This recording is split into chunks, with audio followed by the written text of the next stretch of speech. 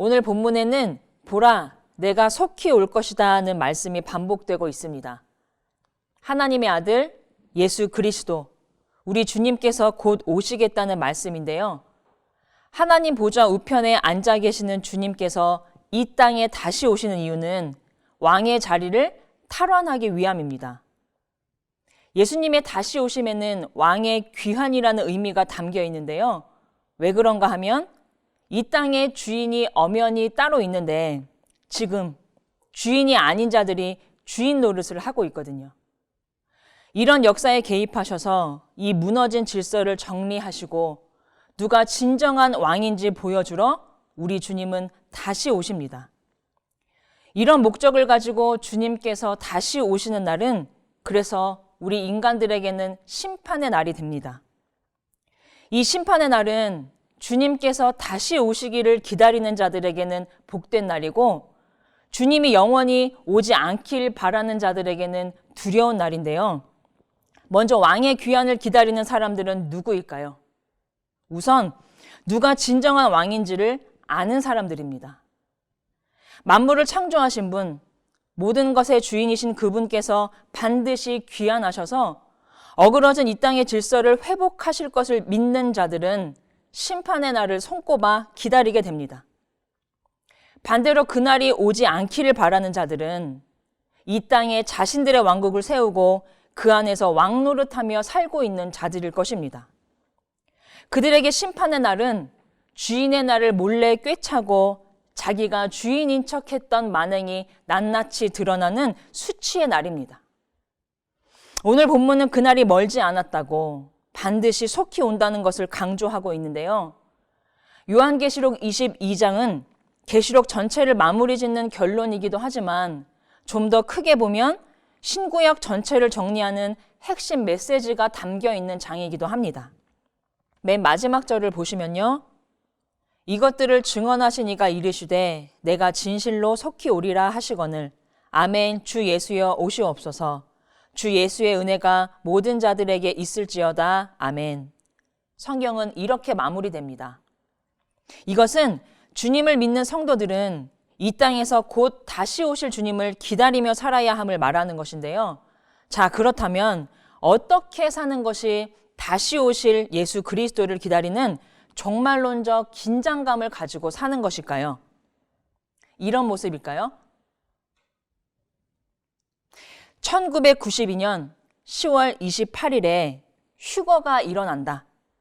날짜를 딱 못 박은 이장님 목사가 이끄는 다미 선교회에 휴거를 기다리는 사람들의 모습입니다.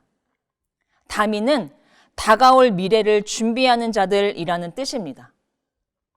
이 당시 예수님께서 곧 다시 오실 것이고 예수를 믿는 자들은 공중으로 들어 올려지는 휴거가 있을 것이라는 말에 속아서 많은 어른들은 회사를 그만두고 퇴직금을 이곳에 갖다 바쳤고요. 공부하기 싫어하던 아이들은 자퇴서를 내고 이 선교단체 안으로 들어갔습니다. 그렇게 일상의 삶을 다 내던지고 이렇게 흰옷을 입고 마포의 한 건물에 모여 92년 10월 28일에 오실 주님을 맞이할 준비를 하고 있다가 온 세상의 조롱거리가 됐던 사건입니다. 우리가 다시 오실 주님을 기다리는 종말론적 긴장감을 가지고 산다는 것은 이런 모습이 아닙니다. 집 팔고 회사 그만두고 학업을 포기하고 어느 한 곳에 우르르 모여 흰옷 입고 예배만 드리고 기도만 하며 주님을 기다리는 것, 그런 것은 현실 도피입니다. 악한 영은 잘못된 종말론을 이용해서 자신에게 주어진 현실을 하루하루 성실히 살아내고 있는 사람들이 현실을 도피하도록 미혹합니다. 병든 교회인가 건강한 교회인가를 가늠하는 여러 기준 중에 하나가 바로 이것입니다. 병든 교회는 성도들에게 괜히 겁을 줍니다. 미래에 대한 두려움을 심어줍니다. 그래서 지금 여기 하나님께서 나를 데려다 놓으신 자리를 버리고 우리 교회, 우리 목사님에게 목을 매게 만듭니다. 반대로 건강한 교회는 성도들 각자의 현실, 제각각의 삶의 현장을 똑바로 보게 하고 그 안에서 하나님의 방법으로 열심히 성실하게 살도록 격려하고 도와줍니다. 시편 78편입니다. 또 그의 종 다윗을 택하시되 양의 우리에서 취하시며 젖 양을 지키는 중에서 그들을 이끌어내사 그의 백성인 야곱, 그의 소유인 이스라엘을 기르게 하셨더니. 이새의 막내 아들 다윗의 직업은 목동이었습니다. 어느 날 하나님께서 다윗을 자신의 일꾼으로 부르시는데 오늘 본문을 보면 언제 부르셨나요? 바로 그가 양의 우리에 있을 때, 그가 양들을 지키고 있을 때 하나님께서 다윗을 부르십니다.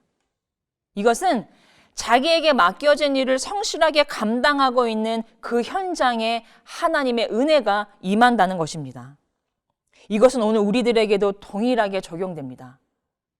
종말론적 긴장감을 가지고 산다는 것은 오늘 나에게 맡겨진 삶의 현장에서 내가 할 수 있는 최선을 다하며 하루하루 살아가는 것입니다. 이런 의미에서 요한계시록이 말하는 주 예수여 오시옵소서 아멘 하는 믿음으로 살아가는 성도의 자세가 무엇인지 오늘 본문에서 찾아보면요. 첫째, 7절입니다. 보라, 내가 속히 오리니 이 두루마리의 예언의 말씀을 지키는 자는 복이 있으리라. 다시 오실 주님을 기다리는 사람은 이 성경에 기록된 하나님의 말씀을 듣고 지키는 삶의 태도를 가져야 한다는 것입니다. 하나님의 말씀을 듣고 지킨다는 것은 하나님께 순종하며 산다는 것인데요. 그러려면 먼저 해결해야 할 문제가 있습니다. 여러분, 하나님의 음성이 들리세요? 만약 안 들리신다면 왜 안 들릴까요? 주변이 시끄러워서 그렇습니다. 저는 가끔 자기 전에 음악이 좀 듣고 싶을 때가 있어요. 그러면 머리맡에 스피커를 두고 볼륨은 최하로 낮춥니다. 그런데도 고요한 밤중이라 음악이 충분히 크게 들려요. 하지만 우리 외출할 때 듣는 음악의 볼륨은 어떤가요? 거의 최대치로 높여도 특히 지하철을 타면 그 빠른 속도로 달리는 전철 소음 때문에 음악 소리가 잘 들리지 않습니다. 우리들의 영적인 상태는 대부분 후자에 가까울 것입니다. 이런 맥락에서 우리가 너무 바쁘게 사는 것, 아무리 하나님의 일일지라도 이 일, 저 일 돈 맡아서 정신없이 사는 것은 그리 좋은 삶이 아닐지도 모릅니다. 하나님의 생명, 하나님의 숨을 나누어 받은 우리는 하나님과 함께 한숨 돌리는 시간이 필요합니다. 쉽게 말해서 우리에게는 하나님께 집중하는 고요한 시간이 필요한데요. 말씀을 읽는 시간, 말씀을 묵상하는 시간, 이렇게 함께 모여 듣는 시간, 그리고 구역으로 흩어져서 오늘 받은 은혜를 서로 나누며 더욱 풍성하게 만드는 시간이 꼭 필요합니다. 이것이 성경이 보여주는 종말론적 긴장감을 가진 사람의 삶입니다. 둘째는 8, 9절입니다. 나 요한이 듣고 볼 때에 이 일을 내게 보이던 천사의 발 앞에 경배하려고 엎드렸더니 그가 내게 말하기를 나는 너와 내 형제 선지자들과 또 이 두루마리의 말을 지키는 자들과 함께 된 종이니 그리하지 말고 하나님께 경배하라 하더라. 본문에서 요한은 자기를 데리고 다니면서 하늘과 땅에서 일어날 일들을 들려주고 보여준 천사를 경배하는 실수를 할 뻔합니다. 보통 사람들은 누가 나를 축혀 세워주면, 막 높여주면 좋아합니다. 하지만 천사는 요한을 얼른 제지하죠. 그리고선 우리 하나님의 백성들은 오직 하나님만 경배해야 한다는 것을 상기시켜 주는데요.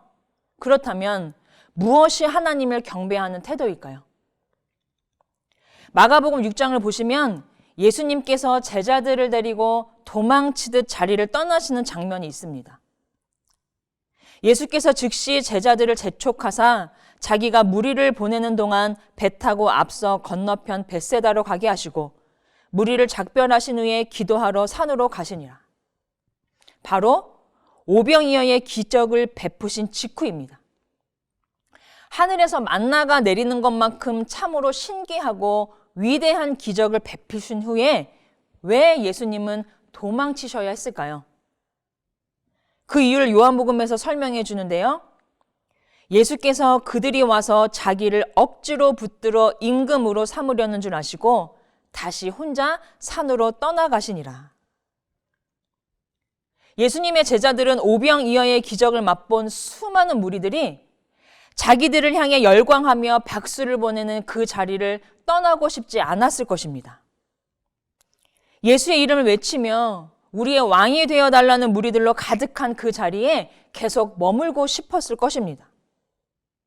그 마음을 아시는 예수님은 즉시 제자들을 재촉하여 그 자리를 떠나 기도하는 자리로 옮겨 가십니다. 사람들이 떠받들고 칭찬하는 그때가 바로 영적으로 위험한 순간임을 가르쳐 주시는 것이죠. 추락하는 것은 날개가 있다고 합니다. 이것을 뒤집어 생각해 보면 높이 날아올랐기 때문에 추락하는 일도 벌어지는 것입니다. 높은 곳에서 추락하는 것은 땅에 닿는 순간 박살이 납니다. 그 위용을 자랑했던 것일수록 추락의 비극은 큽니다. 한국교회의 현실이라고 할 수 있죠. 한때 세계 선교 역사의 기적이라고 칭찬받던 한국교회의 양적인 부흥은 그 정점을 찍은 지 오래입니다. 한국교회는 질타와 조롱의 대상이 된 지 오래인데요. 그런 종류의 사진이 인터넷에 돌아다닌 적이 있습니다. 약 3천억 원을 들여서 의리의리한 예배당을 지은 어느 교회가 입당 예배를 드리면서 하나님이 다 하셨습니다 하는 감사의 현수막을 내걸었습니다. 이것을 본 어떤 사람이 여기에 이응 하나를 더 보태서 인터넷에 올린 거예요. 하나님께서 당하셨습니다. 그렇게까지 화려한 교회를 짓는 것이 정말 하나님께서 하시고자 한 일입니까? 혹시 거룩한 명분으로 포장된 탐욕은 아니냐는 일갈로 볼 수 있겠죠.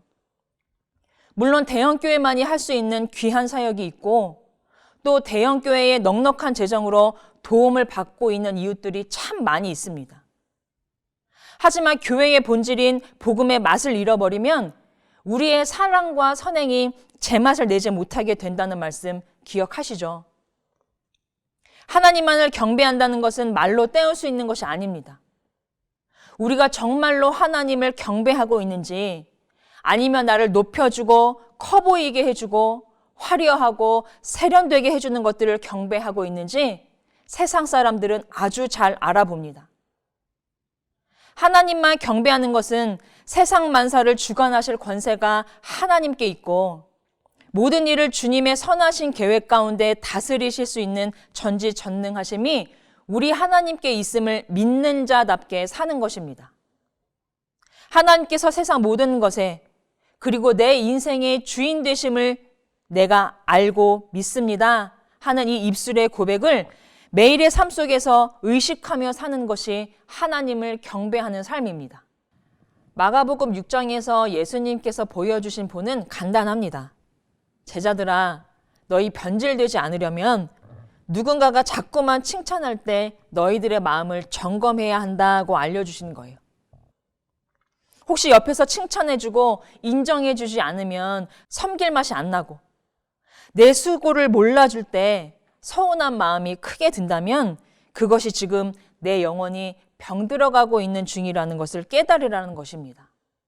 내가 하나님의 영광을 넘보고 있는 매우 위험한 상태임을 인식하라는 것입니다. 이렇듯 종말론적인 긴장감을 가지고 사는 사람은 하나님의 영광을 가로채지 않습니다.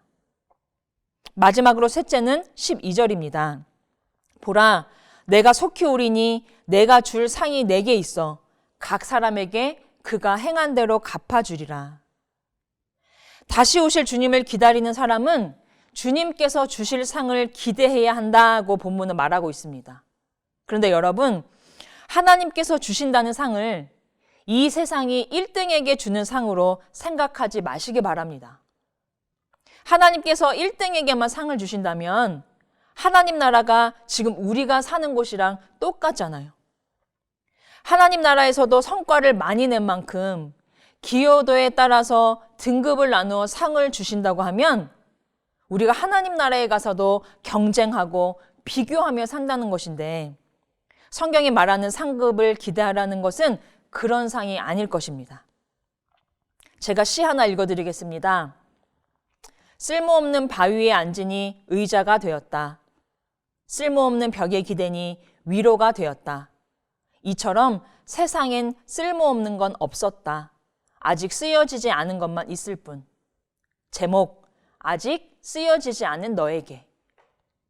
우리 성도님들 모두 하나님께 쓰임받는 인생을 살고 싶으실 텐데요. 물론 하나님께서는 아무나 쓰시진 않습니다. 준비가 되어 있어야 해요. 그러면 준비된다는 게 뭘까요? 쉽습니다. 제가 하겠습니다. 제가 해볼게요. 하며 주 앞에 손 들고 나오는 사람을 주님께서 점점 준비시키십니다. 그리스도 예수를 머리로 아는 이 교회가 선한 일을 함께 하자는 요청에 네 하는 것이 우리를 하나님께서 사용하시도록 준비하는 것입니다. 혹시 나는 별로 쓸모가 없는 존재라고 생각하는 분들 계신가요? 세상에 쓸모가 없는 사람은 없습니다. 뭐라도 나의 쓸모를 찾아내서 하나님 나라에 기여하는 삶을 사시길 바랍니다. 그것이 교회 공동체든 직장이든 가정이든 시간을 내는 것으로든 몸으로 섬기는 것이든 마음을 내어주는 것으로든 안 하던 뭐라도 시작해 보시기 바랍니다. 그가 행한 대로 갚아주리라. 하나님은 우리에게 벌 주시려고 쏘아보고 계신 분이 아닙니다. 상 주고 싶으셔서 이 친구가 뭐라도 하기 시작하면 내가 도와줘야지, 누구를 붙여줘야지, 이런 기쁨을 누리게 해줘야지. 하나님은 상 들고 기다리고 계십니다. 주님께서 반드시 다시 오심을 믿는 성도들은 이렇게 주님께서 주실 상을 기대하며 살아야 합니다. 우리 인생이 끝나는 날, 우리를 맞아주실 그 주님을 생각하시면서 오늘도 각자에게 맡겨진 일상에서 하나님의 말씀에 귀를 기울이고 작은 일로 부르시는 하나님께 네, 제가 할게요. 대답하며 나아가는 저와 여러분의 한 주간이 되기를 바랍니다. 기도하겠습니다. 모든 것의 주인이신 주님, 오늘 우리 교회에 하나님의 말씀을 들려주시니 참 감사합니다. 분주한 일상을 멈추고 주님 전에 모여 주님의 뜻에 귀 기울이게 하신 은혜에 감사를 드립니다. 하나님께 영광을 올려드리는 삶 살고 싶습니다. 내 목표를 이루고 내 자랑하기 멋쩍어서 하나님이 다 하셨다고 포장하는 그런 고백이 아니라 말하지 않아도 하나님의 살아계심과 역사하심이 드러나는 그런 복되고 귀한 삶을 살게 하옵소서. 우리의 처음이 되셨고 마지막까지 신실하게 이끌어 가실 주님을 기대합니다. 그 주님께 소망을 품고 다시 오실 주님을 기다리는 충성된 성도로서의 삶을 살아가게 하옵소서. 예수님의 이름으로 기도합니다. 아멘.